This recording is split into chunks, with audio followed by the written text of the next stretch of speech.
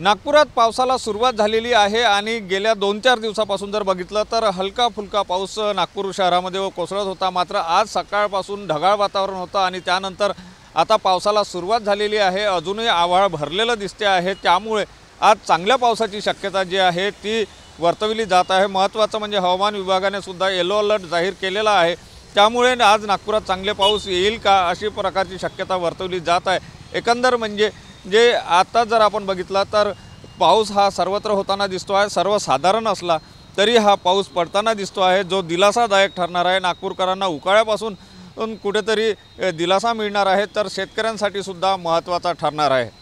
Cameraman Sai Sunil Dhage, TV9 Marathi, Nagpur.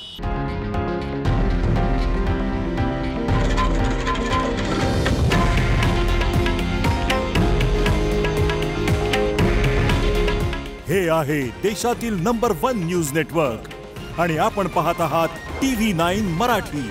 काळजी तुमची, हित महाराष्ट्राचं।